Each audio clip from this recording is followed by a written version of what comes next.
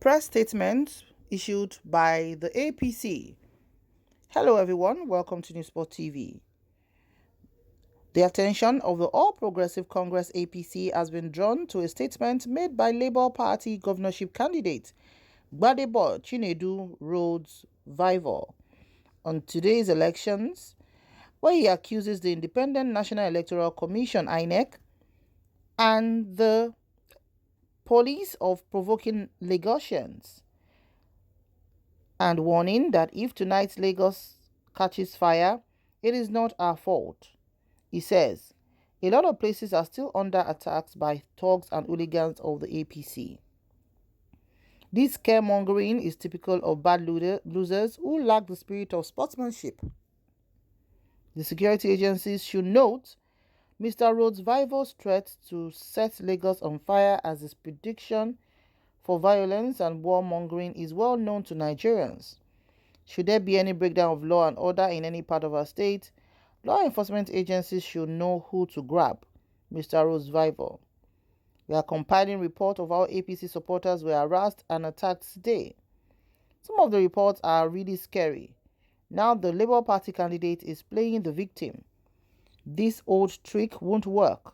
Discerning Lagosians know they are all lies deployed to attract sympathy to themselves. Our party has no need to be violent because we are sure of the glittering credentials of our candidate, Babajide Olushola Sanwo-Olu, who will never be associated with violence. We advise Labour Party and its candidates to embrace peace instead of threatening to break down the roof on everybody. It won't work. Signed by Seye Oladejo, APC spokesman, 18th March 2023. So let's take the people's comments. Somebody said, why did you two post MC Oluomo threatening citizens who weren't voting APC? His threats were clearly demonstrated today when APC thugs stormed polling units, beating people and stealing ballot boxes, and you also didn't post about that. Another said, you're all trying to claim the victim with glaring evidence of what APC thugs did today. Another said, APC trying to use a reverse psychology.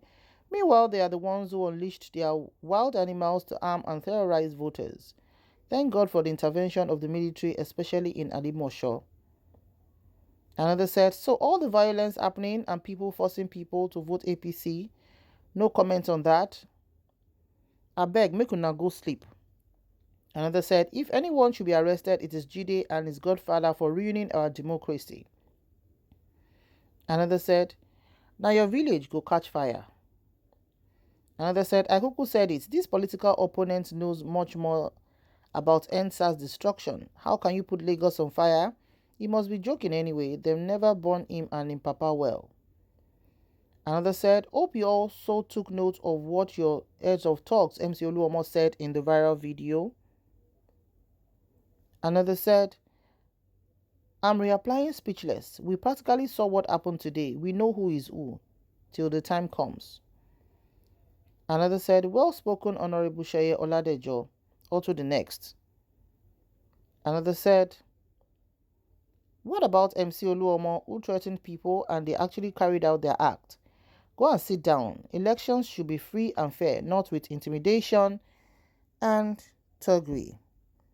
So those are a few of the comments that followed the press statements issued by the APC to alerting the security agencies about what the Labour Party's governorship candidate Gbadebo Rhodes Vivour said, picking some words that he used, saying that he gave a warning that the police were provoking Lagosians and warning that if tonight Lagos catches fire, it is not our fault. He says a lot of places are still under attack by thugs and hooligans of the APC.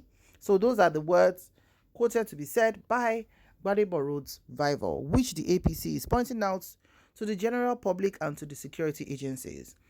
Now, just about 24 hours ago, MC Oluomo, a core loyalist of the APC and Asiwaju Bola Ahmed Tinubu, came out categorically in a meeting they were having, like a town hall meeting, saying that, you know, anybody who isn't voting for APC should sit down in their house. They shouldn't bother coming out to vote and all of that.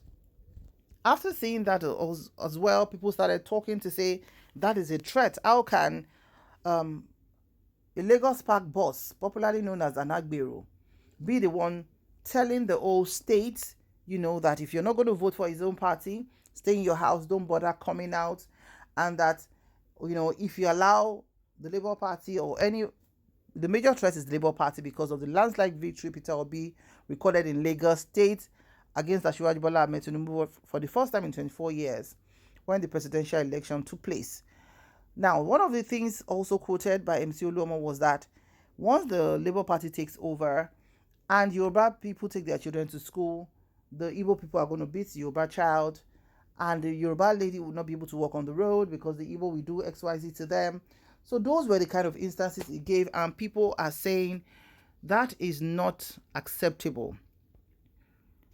A top shot of the police was interviewed, and he said that whatever Oluoma said should be considered as a joke because it's not serious. Okay, so, and minutes after, MC Oluoma did another video bringing one Iyachukudi beside him to defend what he said, that he was referring to the Iyachukudi. And people are saying you are addressing a town hall meeting of about 100 people, and we didn't see the Iyachukudi you're talking to amongst the town hall people. And now you're insisting that that's the Iyachukudi you buy Indomie and everything from and everything. So it's just been a lot of imbalance. And honestly, people are not looking forward to this kind of administration where everything is lopsided. No categorical statement was made about that. Nobody called, anybody out on that one. So with what Gbadebo said now that APC is jumping out to talk about this, I think it's their duty to also do that as well. But are they balanced in their speech and opinion? Why can't APC speak about this yesterday when MC Oluomo was threatening the Igbo people?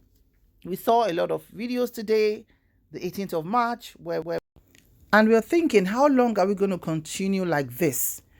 One prominent violence that took place today that led to the loss of life was a thug who lost his life around Okota Agor Palace Way, an environment predominantly occupied by the Igbo people, where the thug was alleged to have, brought a cutlass.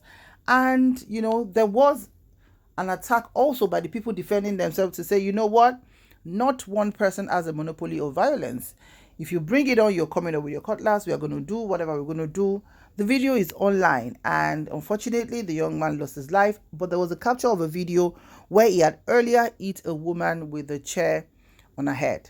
So those are the kind of things that has led a lot of youths not coming out to vote this time around. In fact, the voters' apathy for this governorship election is something that was worrisome, because people said, you know what?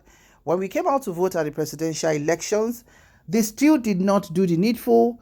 And what is the, guarantee that if they come out this time around, their vote will count? So those are the things that have made, unfortunately, democracy a joke in our country. To say, in 2023, can we still be having this kind of elections where thugs will be telling people, as captured on video, saying that if you come out and you're not voting for APC, then whatever your eyes see, you should just manage that. It's very unfortunate, and honestly, this is one of the worst elections so far that we've ever had in a beautiful country called Nigeria. So we are going to keep you updated on how other issues are unfolding. But honestly, it was a very bad outing in Lagos, Nigeria today during the governorship election. What's your opinion on this? Please drop your comments in the comment section below. Thank you very much for watching.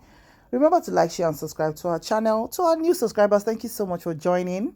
And to our existing subscribers, thank you for always stopping by. See you in the next news. May God bless Nigeria. Stay safe out there, and bye for now.